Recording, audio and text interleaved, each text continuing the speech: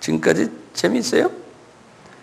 재미가 있어야 돼요. 근데 아직도 끝나지 않았어요. 끝나지 않았어요. 예. 이러다 보면 또 여기에 대한 이 문제점들이 또 야기가 돼요. 예. 그걸 내가 조금 이따 좀 설명해 드릴게요. 자, 보세요. 문제는 어쨌든 이분들이 거기에서 많이 살다가 노아의 홍수 때 말이죠. 다 없어져 버렸어요. 그렇죠? 그것도 적어 놓으세요. 노아의 홍수 때 뭐 어떻게 됐든 다 없어져 버렸어요. 네. 그러니까요. 지금까지 우리 설명한 거 아무 소용이 없게 돼 버렸어요. 노아하고 몇 사람만 남았어요? 노아하고 노아의 그 다음에 세 아들 이름이 뭐였죠? 셈, 함, 야벳이죠. 그 다음에 이분들의 세 처들. 그러니까 8명이죠. 자, 8명이에요. 이 8명 밖에는 인류라는 게 없었다는 거예요. 인류가 없었어요. 뭐 네피림이고 뭐고 싹 다 없어졌으니까요. 자, 그런데 이제 이게 문제예요. 그러면 이제는 프리아담하이트라는 거는 없어진 거 아니에요.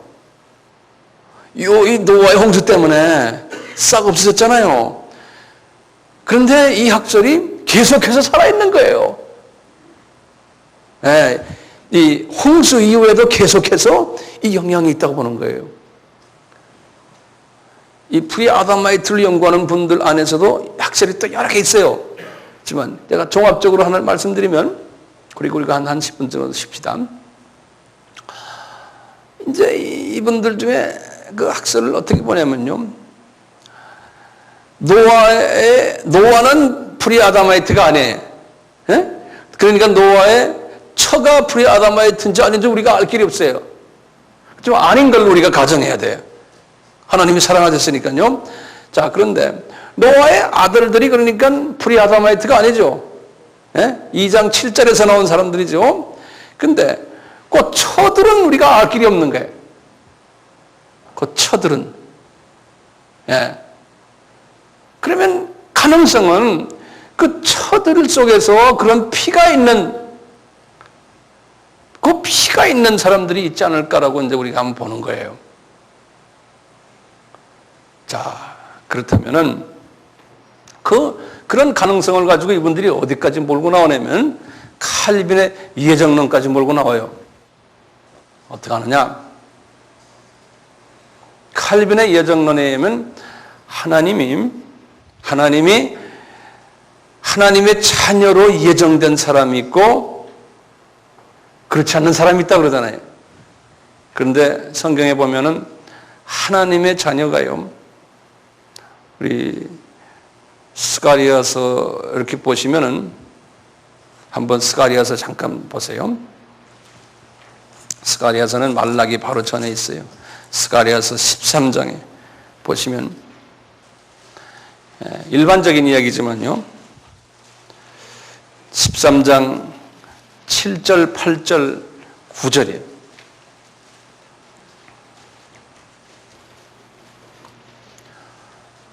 (1324페이지예요) 구약에 보면 이렇게 돼 있어요. 만군의 여호와가 말하노라. 칼아 깨어서 내 목자 내 짝된 자를 치라. 목자를 치면 양이 흩어지려니와 작은 자들 위에는 내가 내 손을 들이우리라. 여호와가 말하노라. 이 온 땅에서 3분의 2는 멸절하고 3분의 1은 거기 남아있으리니 내가 3분의 1을 이건 하나님의 자녀들을 지금 이야기하는 3분의 1을 불 가운데 던져서 연단하여 금같이 시험하여 그들이 내 이름을 부르리니 내가 들을 것이며 나는 말하기를 이는 내 백성이라 할 것이요 그들은 말하기를 여호와는 내 하나님이라 하기라. 이 3분의 1의 사람들이 하나님의 자녀라라고 이제 예측을 하는 거예요. 이제 이런 식으로요. 예. 이제 이런 부분에서 보면요. 예정론 쪽에서 보면은 하나님의 자녀가 아닌 사람보다 훨씬 많아요? 적어요? 하나님의 자녀가 훨씬 적어요. 예. 요거 잊지 마세요. 그걸 우리가 어떻게 또 이해가 되냐면요. 나중에 그 백보자 심판 때 보면 우리가 이해가 돼요. 한번 보세요. 계시록 쭉 뒤에 보세요. 계시록 20장 11절, 12절을 보세요. 계시록 20장 11절과 12절을 보시면 또 내가 크고 흰 보좌와 그 위에 앉으신 자를 보니 땅과 하늘이 그 앞에서 피하여 간데없더라. 12절이에요. 또 내가 보니 죽은 자들이 대론 무서워하고 그 보좌 앞에 섰는데 책들이, 여기다 좀 동그라미 쳐놓으세요. 책들이 펴있고, 그러니까 죽은 자들이 물론 많은데 그 보좌 앞에서는 책들이 펴있고 또 다른 책, 거기다 다른 책이라고 동그라미 뒀죠. 두 가지 책이 있어요. 그런데 책들은 복수고요. 다른 책, 영어로는 another book 해서 단수로 되어 있어요. 원어를 봐도요. 단수로 another book이에요. 다시 말해 한 권이 있어요. 그런데요. 이 another book을 뭐라고 불렀냐면 곧 생명책이다 그랬어요. 그리고요. 거기 쭉 보면요. 죽은 자들이 자기 행위에 따라 책들에 기록된 대로 심판, 책들이라고 하는 건요. 구원을 받지 않는 마귀의 자녀들의 이름이 적혀있는 책이 있어요. 그게 책들이 여러 권이에요. 그리고 하나님의 자녀의 이름이 적혀있는 책은 한 권이에요. 네. 책이, 그러니까 누가 더 많다는 거예요? 하나님의 자녀가 덜 많다는 거예요. 네? 많지가 않다는 거예요. 또 하나 예를 들어 드릴게요. 우리가 애굽에서 출애굽하는 과정을 통해서 하나님의 그 구원 계획을 우리에게 말씀하실 때요. 애굽 나라를 신약에서는 뭐라고 그래요? 애굽 나라를 이 세상 마귀가 지배하는 나라예요. 그렇죠? 애굽 왕을 누구라 그래요? 애굽 왕은 바로 왕은 사탄이다 그러잖아요. 그렇죠? 애굽 백성은 뭐예요? 마귀가 지배하는 사람들이 애굽 백성은. 거기에다가 이스라엘 백성은 하나님의 선별된 사람들을 던져버렸어요. 하나님이. 그랬죠? 어느 숫자가 더 많아요? 애굽 백성이 훨씬 더 많아요. 그런데 하나님이 곧 집어넣어서 훈련시킨 다음에 거기에서 그 이스라엘 백성들이 하나님이 선택된 백성을 뽑아낼 때 어떻게 뽑아냈어요? 그리스도의 피에 의해서, 어린 양의 피에 의해서 그 사람들만 쫙 뽑아냈어요. 그러니까 숫자가 하나님의 자녀가 많아요? 애굽 백성이 많아요? 애굽 백성이 훨씬 많아요.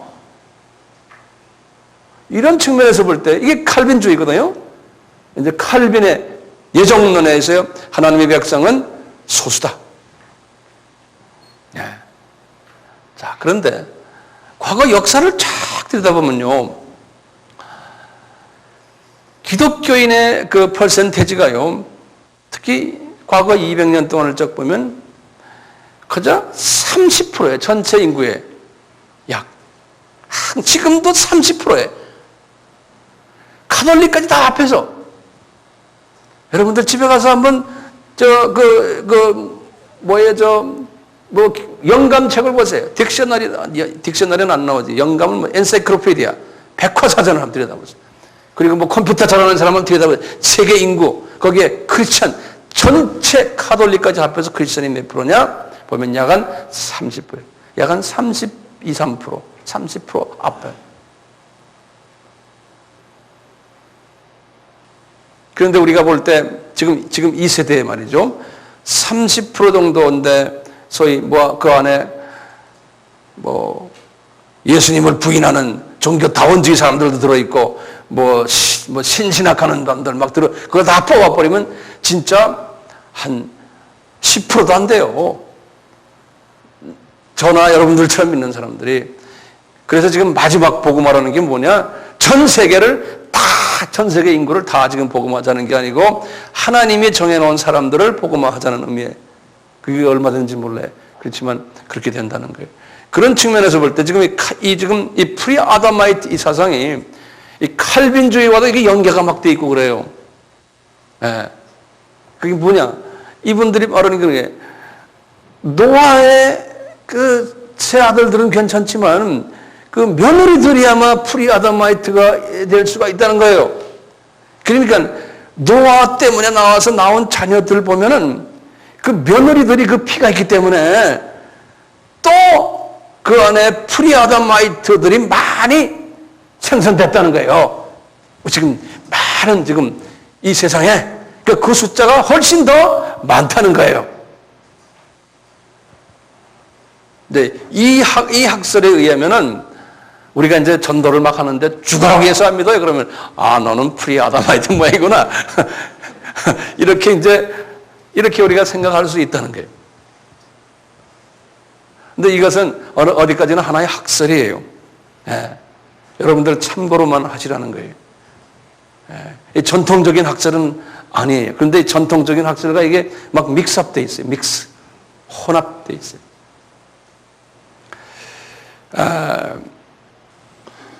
전시간에 제가 말씀드린 것 중에 하나만 더 부연한다면요. 그렇게 아담 전 그러한 사람이 있다라는 그러한 견해가 있고, 그 다음에 또 한 가지 견해가 이런 견해가 있어요. 이분들이 아담을 하나님이 창조했다 그럴 땐요, 진짜 개인의 그 아담이 아니고 일반 명사로 인간을 만들었다라는 그러한 의미로의 그냥 아담이라는 거예요. 그런데 이름이 누군지를 몰라요.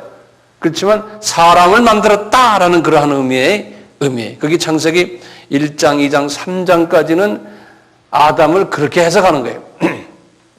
두 번째 우리 강의인데요. 두 번째 강의는 이제 이게 더 중요한 강의인데요. 제목이 뭐냐면 인간 구성론. 제 2강인데요.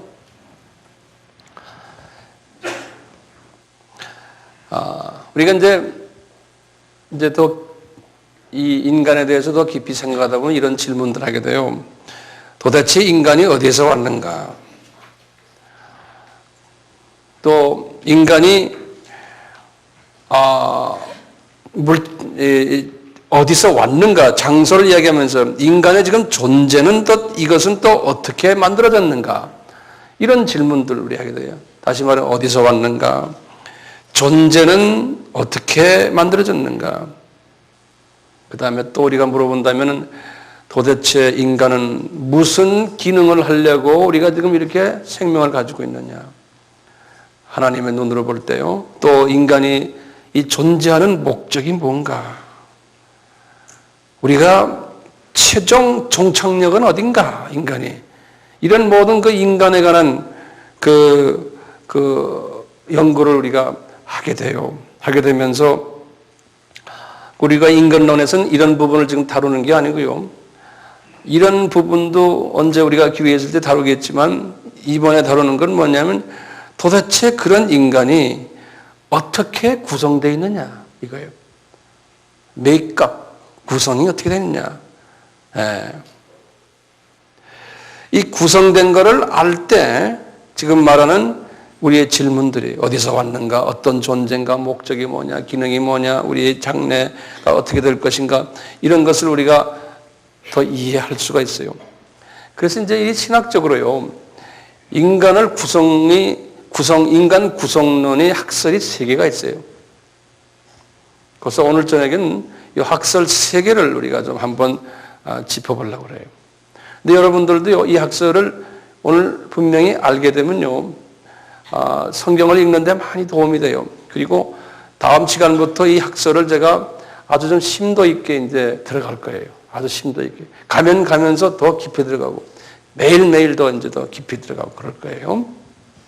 우선, 인간 구성론이요, 첫째 학설이 뭐냐면요,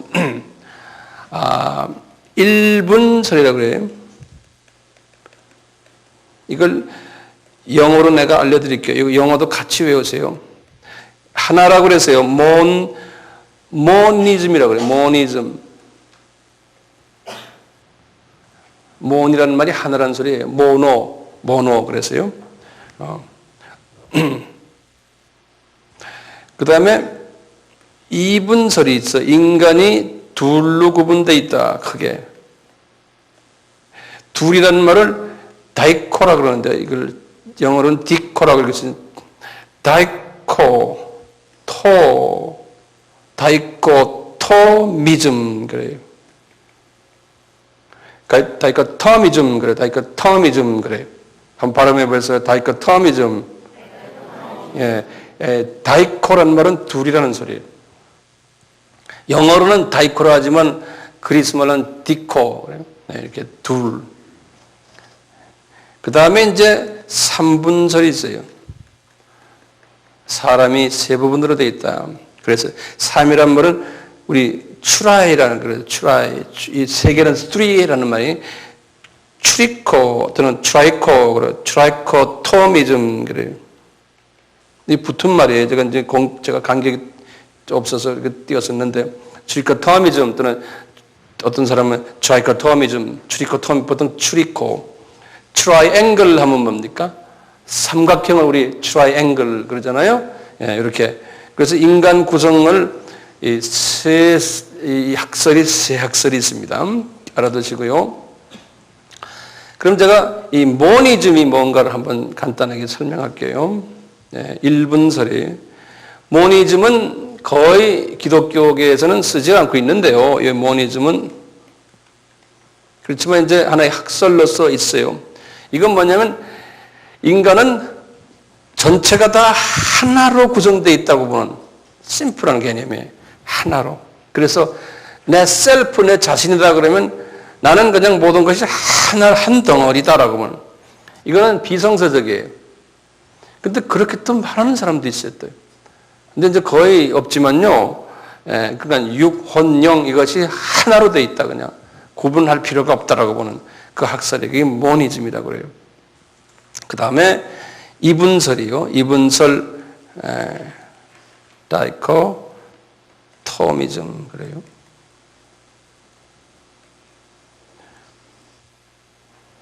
요 이분설에 대해서는 여러분들 잘 알아두셔야 돼요. 네.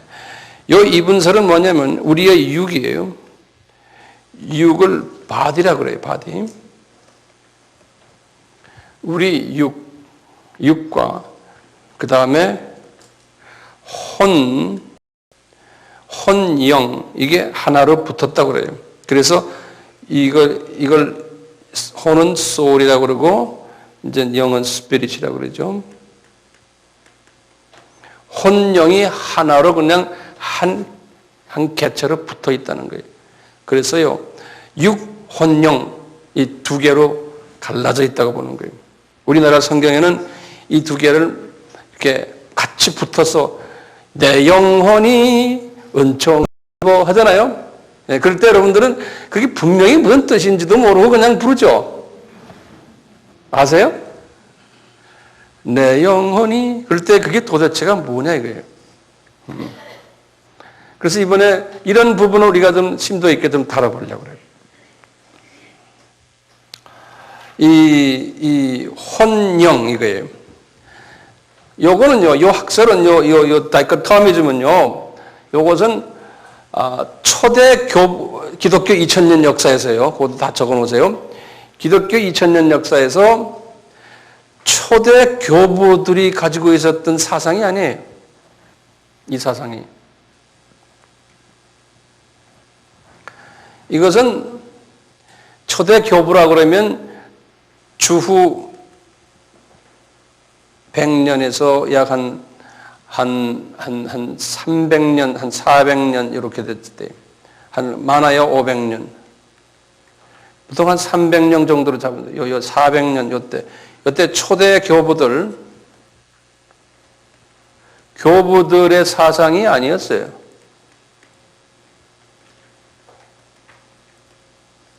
그런데 이제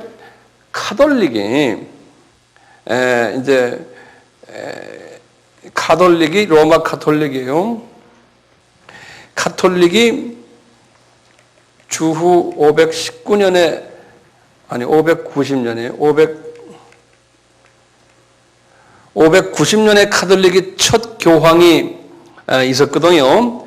이 첫 교황, 이 카톨릭에서 이것을 교리화시켰어요. 그래서요, 이 카톨릭이 이게 교리화되면서 이 사상이, 소위 카톨릭이 590년에서 1517년이 종교개혁이거든요. 종교개혁. 이 종교개혁이 있었는데, 이때까지 소위 기독교라는 건 이거밖에 없었잖아요. 그 중간에 이제 1054년에 이제 여기 뭐가 있었냐면, 그리스 종교. 그러니까 힐랍 종교가 있었고요. 여기에 의해서 이제 러시아 종교가 있었는데, 이 카톨릭 이분들이 이 이분서를 학설화했어요. 그런데 그 힐랍 종교하고 러시아 종교는 이 카톨릭에서 벗어난 사람들인데, 이분들은 삼분서를 주창했어요. 이분들은요. 그래가지고 이분들 사이가 별로 안 좋았어요. 이것 때문에. 예. 그러다가 이제 종교개혁이 일어난 후에요. 종교개혁이 일어난 후에, 개신교가 나타났잖아요. 이 개신교 사람들도 거의 대부분이요, 이분서를 그대로 안고서 개신교가 됐어요. 이 개신교 분들도. 일부만 빼놓고요. 그래서 이제 이분설이 계속해서 이분설이 기독교를 지배하고 오다가 이제 18세기부터 시작해가지고요, 이제 영국과요, 미국, 독일의 신학자들이 삼분설을 제창하기 시작을 했어요. 삼분설을. 그래서 오늘날 소위 그 보수 계통인들이요, 이 삼분설은요, 이분설이 삼분설을 이제 가지고 나타났는데, 현재 이 보수 측들, 또 이 선교 지향적인 교단이나 이제 신학자들은 이 삼분설을 제창을 해요. 근데 이 삼분설은 언제 시작이 됐냐면, 교부들, 그러니까 초창기에 1세기에서 약간 3, 4세기 때에 교부들이 주창했던 것이 삼분설이에요. 그러다 그것이 이분설로 바뀌어가지고 로마 카톨릭에서 쭉 사용하다가, 이제 종교개혁이 일어나면서 로마 카톨릭의 영향을 받았던 개신교도 계속해서 그걸 사용하다가, 그러다가 18, 19세기에서 개신교 중에서 삼분설을 다시 초창기에 교부들이 하던 것을 다시 그걸 발전시켜가지고 지금 이제 그 보수 그룹들, 소위 복음주의 그룹들 중에 대부분의 사람들이 삼분설을 가고 있어요. 우리나라도요, 어디에 영향을 받았나에 따라서요, 이제 학자들 사이에서 또는 신학교 사이에서요, 이분설을 주창하는 분들 있고 삼분설을 주창하는 분도 있어요. 저는 무슨 설인지 아세요? 예, 저는 삼분설이에요. 저는 삼분설이에요. 예.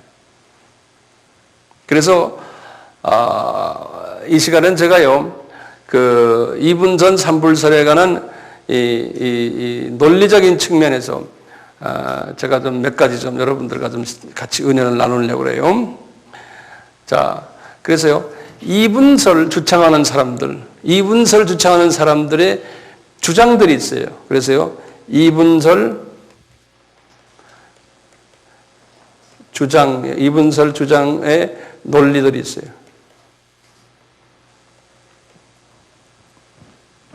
논리들이 딴 게 아니고 성경 말씀 가지고 그러는 거예요. 그래서요, 내가 성경 구절을 드릴 테니까 여러분들 성경 구절을 한번 열어봐 주세요. 그러면 여기에서 이제 이것이 분명히 이제 보이는데요. 첫째, 마태복음 6장 25절이에요. 우리 잘 아는 성경 구절인데요.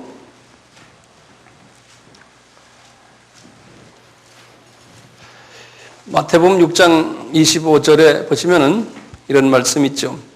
목숨을 위하여 무엇을 먹을까 무엇을 마실까 몸을 위하여 무엇을 입을까 염려하지 말라. 이렇게 하신 예수님의 말씀이 있어요. 이 말씀을 여러분들이 이제 같이 저와 같이 이제 우리가 공부하다 보면 이제 요걸 하나하나 우리가 분석하는 연습을 이제 하게 돼요. 보시면 목숨을 위하여 그랬어요. 그런데 원어를 딱 들여다보면요. 요 목숨을 이 그리스말 원어로 보면요. 여기에 수케라 돼 있고 원어로 같이 그림을 좀 그려보세요. 이렇게 이게 같이 그림 그냥 그리세요. 이게 그리스 말이에요. 그리스 말인데 이게 뭐냐면 푸스케라는 소리예요. 그러니까 PS 수 이렇게 발음 나름대로 쓰면 이 PS예요. PS는 우리 사이콜로지 할 때도 PS 쓰잖아요. 이런 식으로 PS 수케라는 말이 요게 뭐냐면 여기 영어로는 뭐로 어떻게 되어 있냐면 요게 소울이에요. 소울. 이걸 한국말로 혼이에요. 혼이에요. 여기 이 3분절에 보면은 요 혼, 부스케 와요. 그 다음에 푸뉴마라고 그래서, 이 영과는 구별이 되어 있어요.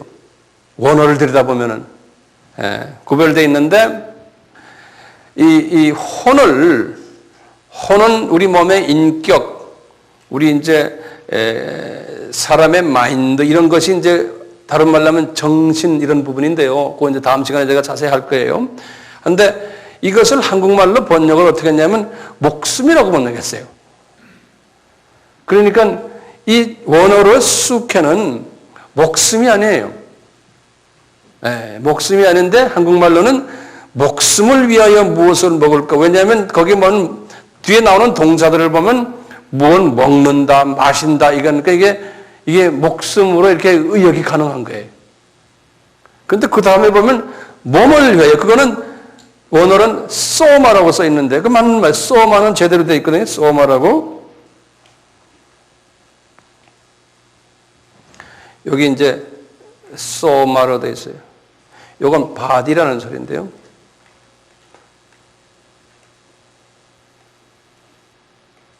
이게 이렇게 되어 있는데요. 이 소마는 바디, 바디를 위해서는 무엇을 입을까 염려하지. 이거는 말이 맞는데요. 그래서 이제 이것을 목숨이라고 이렇게 번역을 해서 실은 정확하게 번역을 하려면은, 이게 혼을 위해서, 나의 마음을 위해서 이렇게 번역하는 게 훨씬 더, 마음을 위해서 무엇을 먹을까, 그러니까 여기 뭐냐면 마음의 음식이에요. 혼의 음식이에요. 이런 부분에서요. 자, 그건 여러분들 조금 좀 그렇게 알고만 계시고 조금 더 가면 더 깊이 알게 돼요. 그 다음에 마태복음 16장 26절을 한번 보시면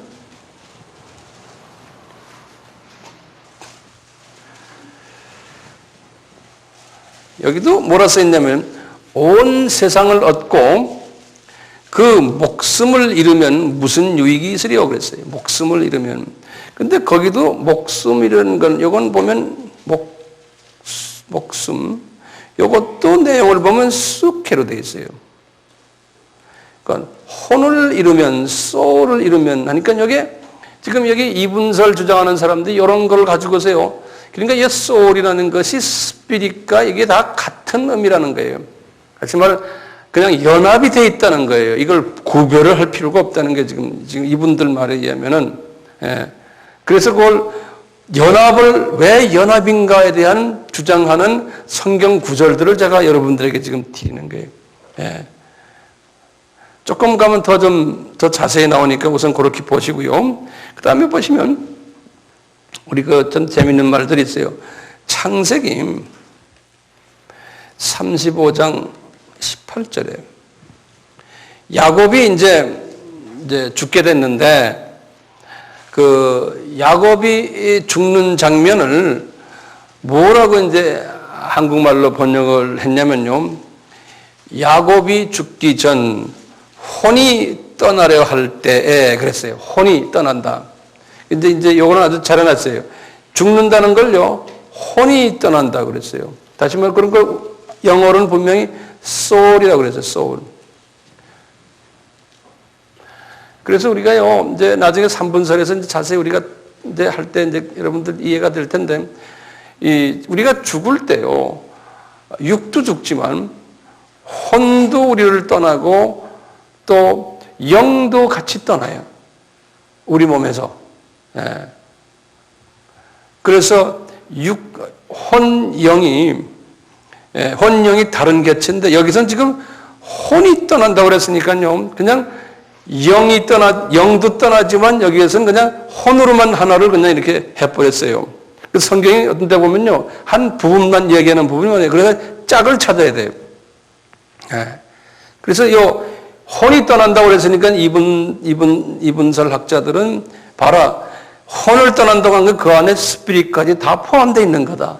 이렇게 봐버리는 거예요. 그러니까 혼 하면은 그냥 스피릿까지 다 같이 붙어 있다라고 보는, 예. 그렇게 이제 보는 거예요. 열왕기상 17장 21절에도 보면 엘리야가 그 과부의 아들을 살리는 기도를 하는 장면인데요. 그때 이분이 말하기를 이 아이의 혼으로 그 몸에 돌아오게 하소서 그런 말이 있어요. 그때 한국말로 혼으로 돌아오셔서 그런데요. 그런데 보면요. 혼으로 그 몸에 돌아오셔서 하는데 거기에 원어로는 life예요, life. 그걸 한국말로 혼이라고 번역을 했어요. 이때는 생명이 돌아오는 건데 그것을 혼이라고 번역. 그래서 우리나라 성경에는요, 이 혼영을 또 이제 마인드와 하트가 있어요. 마인드라는 말 있잖아요. 그것도 막 혼돈해서 번역을 엄청나게 많이 했어요. 우리나라 선역에. 그래서 그것이 정돈이 안 돼 있어요. 그래서 제가 이번 이 기회에 그런 부분들을 좀 나름대로 좀 정돈을 해드려서 여러분들 성경 읽는데 도움이 됐으면 하는 마음이에요. 네. 그래서 천천히 하나하나 봅시다. 이제 조금 더 구체적으로 보면 누가복음이요. 누가복음 23장 46절에 이제 예수님께서 이제 숨을 거두시는 장면이 이때 하시는 말씀이 그래요. 예수께서 큰 소리를 불러 가라사대 아버지여 내 영혼을 아버지 손에 부탁하나이다 그랬어요. 그때 우리가 보면 번역을 한국말로 내 영혼을 아버지 부탁합니다 이렇게 써놨거든요. 근데 원어로 보면 그렇게 안 돼 있어요. 원어로 보면 어떻게 됐냐면 내 영을 부탁합니다. 영을. 그래서 원어로는 푸뉴마라고 그래요. 푸뉴마란 말 다 아시잖아요. 네. 푸뉴마예요. 뉴마. 이제 원어로는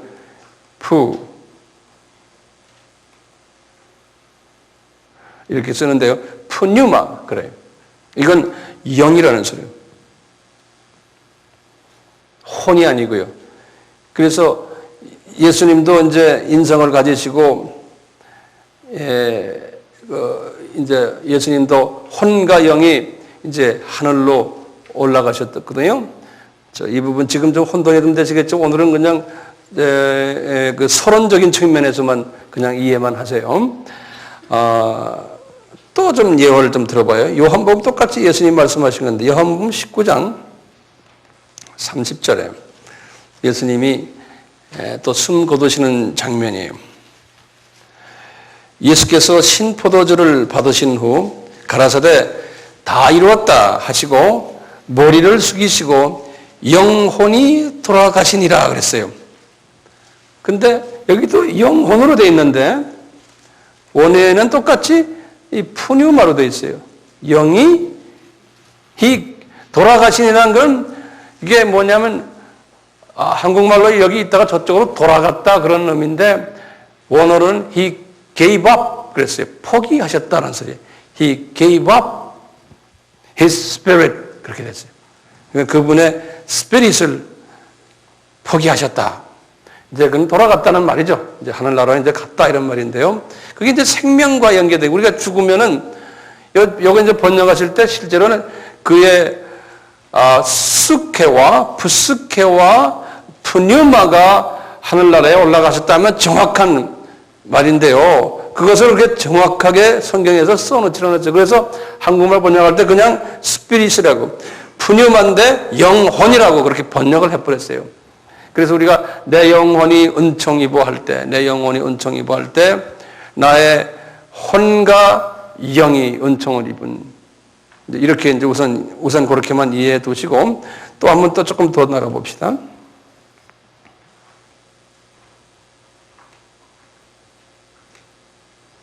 오케이. 마태복음 27장 50절에도 마찬가지예요.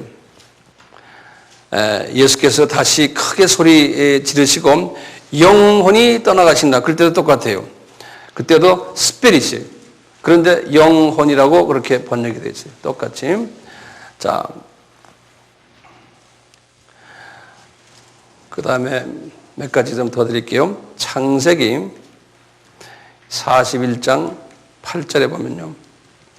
이 바로가 이제 그 마음이 막 번민이 생겨서 그럴 때요.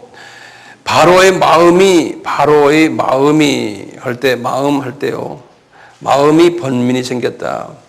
이 마음이라는 거는 영이 아니거든요. 근데 원어를 보면은 his spirit was troubled 그랬어요. his spirit. 그러니까 여기 원어로는 바울의 스피릿이 번민했다는 거예요. 스피릿이 in trouble 그랬어요. 근데 그 한국말로는 마음이 그랬다는 거예요. 근데 그러면 우리가 이게 어떻게 된 거예요? 바로 왕이 스피릿이 있었어요? 그 당시에? 스피릿은 크게 대별해서 성령님과 악령이거든요? 그렇죠? 그럼 바로 왕은 어떤 스피릿으로 갔어요? 악령이 들어가 있는 존재거든요? 그러니까 바로 왕 속에 있는 영도 인격이 있거든요. 그 악령이 번민했다는 소리거든요. 여기선 지금 내가 볼 때는요. 그런데 바로 왕의 마음이 번민했다고 그랬거든요. 원은 his spirit이 번민했는데 그 속에 들어있는 악령이 번민한 거예요. 조금 좀 힘들죠? 조금만 좀 더 봐요. 그러니까 이런 것을 2분서를 이야기하는 사람과 3분서를 이야기하는 사람이 이제 해석의 차이점들이 2분서 사람들은 그대로 이야기하는 거예요.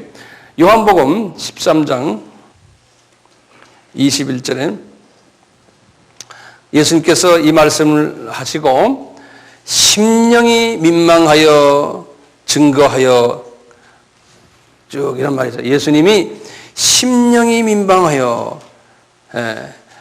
그런데요.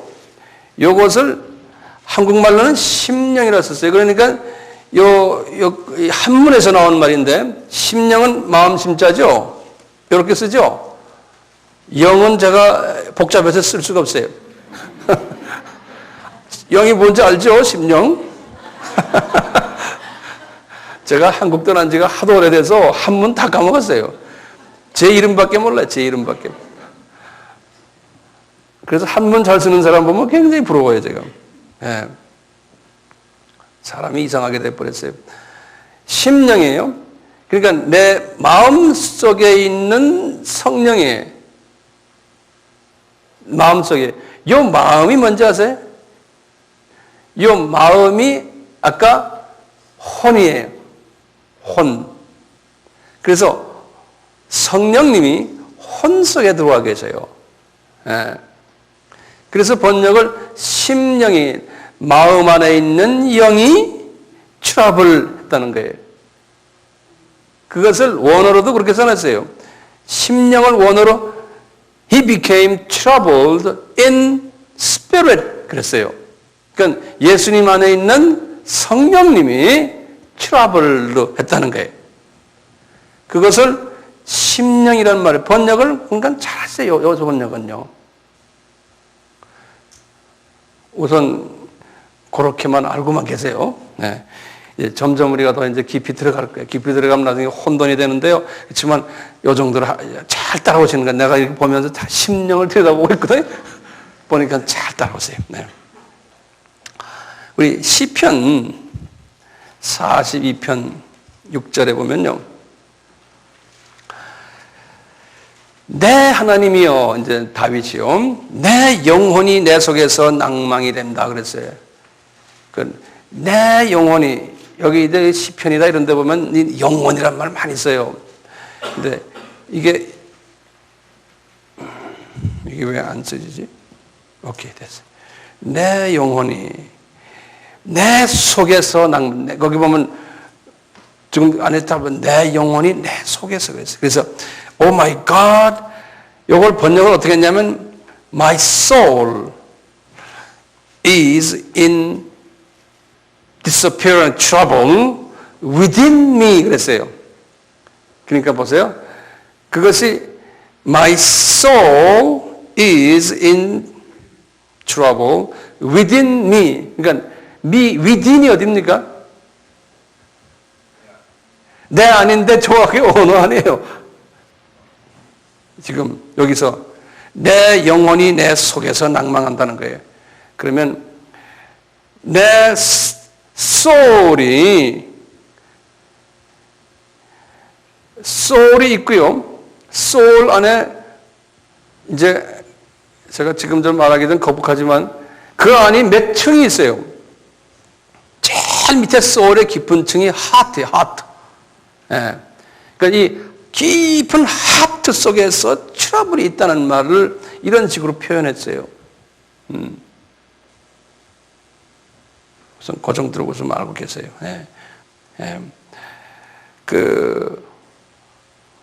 예수님의 기도가 요한복음 또 하나만 더 봐요. 그리고 우리가 요한복음 12장 27절에 예수님의 기도가 그래요. 지금 내 마음이 민망하여 그럴 때요. 한국말, 영어 번역은 My soul has become troubled. My soul이라고 해서 그러니까 마음을 번역을 잘했어요. 요건요. 그럴 때 그 원어를 봐도 똑같아요. 푸스케라고 그랬어요. 그럴 때 그것을 더 그냥 여기 하트가 아니에요. 이걸 마음 푸스케라는 말은 뭐라고 그랬어요?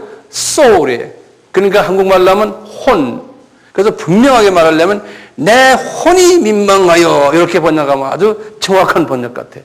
내 혼이. 그것을 어떤 때는 내 영혼이라고 번역하기도 하고, 이 부스케라는 걸요. 어떤 때는 이렇게 마음이라고도 번역하고, 그러면 그건 하트고 다른 표현이거든요.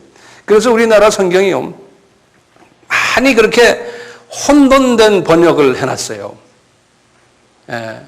그래서 우리가 이게 생각이 혼돈이 돼 있어요. 그게 정돈이 안 돼 있어요.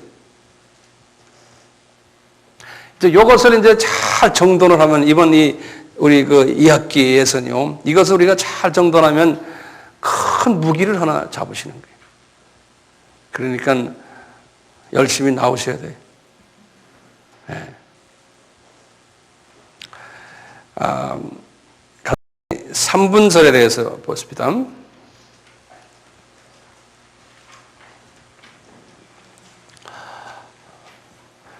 아까 제가 말씀드린 대로 이 3분설은 초대 교부들이요.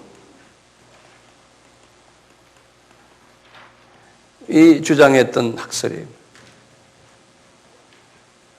특히 이제 교회사에 보면 알렉산드리아파라고 그래. 이 알렉산드리아라는 건 애굽의 그 제일 큰 항구 도시죠. 알렉산드리아 학파에서 이제 많이 이것을 주장했는데요. 이때 그 알렉산드리아는 유대인들이 제일 많이 살던 외국에 제일 많이 살았던 큰 도시가 알렉산드리아예요. 여기에 그 유명한 그 교부 이름이 클레멘트라는 사람이 있어요. 클레멘트라고 아주 유명한 이 사람 이름을 따서 우리 노래도 클레멘타인 이런 노래 있죠. 유명한 이름이 클레멘트라고요. 이제 이 사람도 있고 그다음에 그 아주 유명한 오리겐이라는 다 유명한 분들이죠. 오리겐. 그다음에 그레고리라는 사람도 있고 그레고리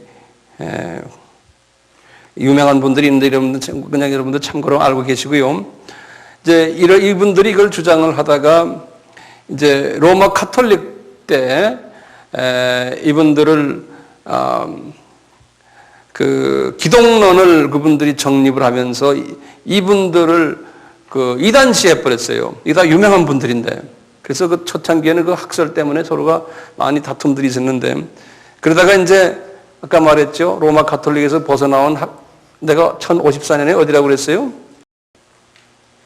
히랍 정교와 러시아 정교가 이 삼분설을 그대로 자기네가 이제 받았어요. 그냥 그대로 로마 카톨릭에서 벗어나가지고 하고 하다가 이 삼분설이 별로 인기가 없었어요.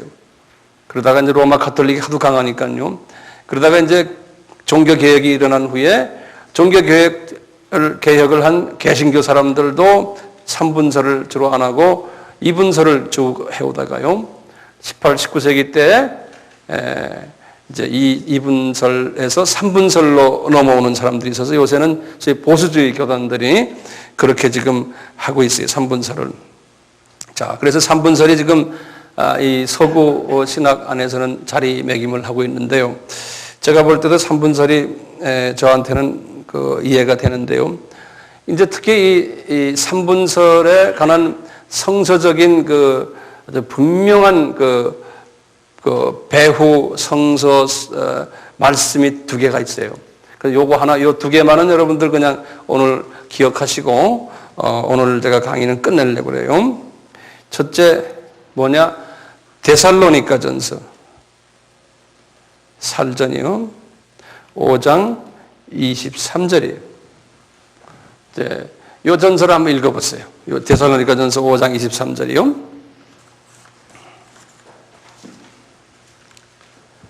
데살로니가전서가 신약이든가요, 구약이든가? 예?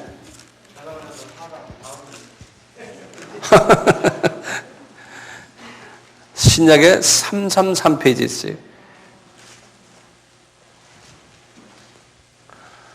요 말씀을 한번 보시면 여기 중요한 말씀이에요.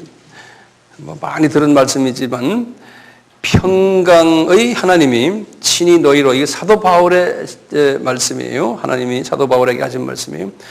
온전히 거룩하게 하시고 또 너희 온 영과 혼과 몸이, 거기 세 개가 나오죠. 그 세 부분에 영과 혼과 몸이, 그래가지고 분명히 원어로도 그랬어요. 푸뉴마, 그 다음에 푸무의 스케, 그 다음에 바디를 소마 그랬어요. 그래서 이제 이렇게 구별을 시켰어요. 나중에 이제 내일 다음 주에 제가 자세히 해드릴게요. 이렇게 했는데요. 이게 이 세 부분이요. 세 부분이 다 중요하다는 거예요.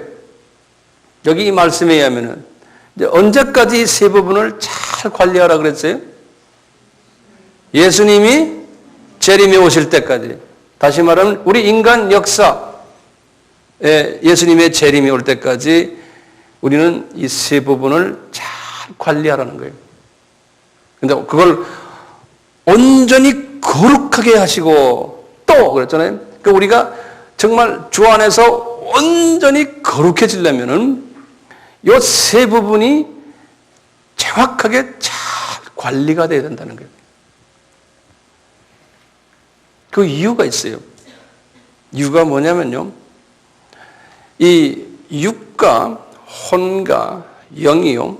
여기 서로가 떨어져 있는 개체가 아니에요. 요 세 부분은요. 서로가 연계되어 있어요. 그래서요.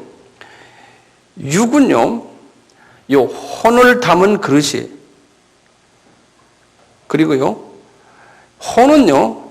영을 담은 그릇이에요. 그래서요. 그릇이 병이 나 있거나 깨끗지가 못하면 그 안에 내용물이 변질이 돼요. 그래서 다시 말해 육은 뭘 담았어요? 내 마음을 담았어요. 혼을 담았어요. 그래서 육이 건강해야 돼요. 그래야 마음이 건강해져요. 똑같이 마음이 깨끗해야지만 순수해야지만 내 속에 들어있는 성령님이 순수한 성령님으로 역사하세요. 그런데 그러면 여러분들에게 성령님이 순수하신데 뭘 그러세요? 맞아요. 순수한 성령님이신데 내 마음에 더러운 마음에 딱 들어오시면요. 그분이 역사를 잘 하지 않으세요. 역사 안 하시니까 딴 영이 역사를 해요.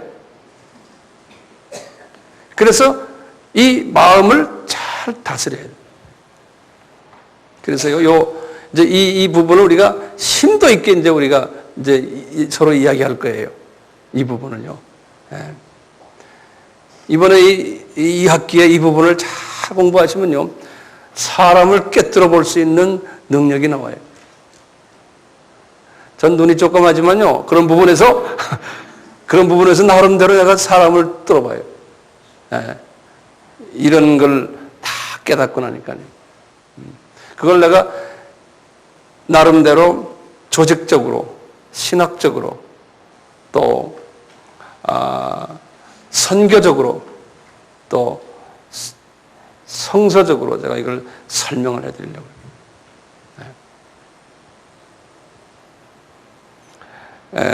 마지막 성경 구절 하나가 히브리서에 있어요.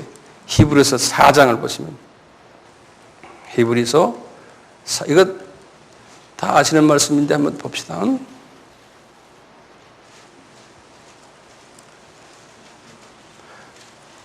4장 그 유명한 12절이죠.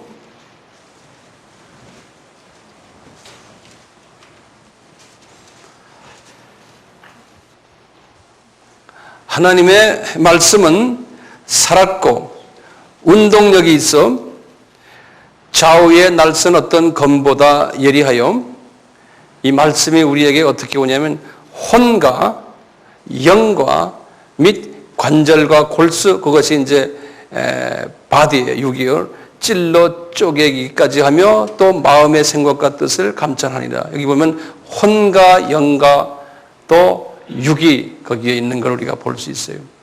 그러니까 하나님의 말씀이 우리 속에 임할 때 꼭 영적인 부분에만 임하는 게 아니고 육에도 그것이 오고 혼에도 오고 영에도 온다는 거예요. 여기 보면 그렇게 해놨잖아요.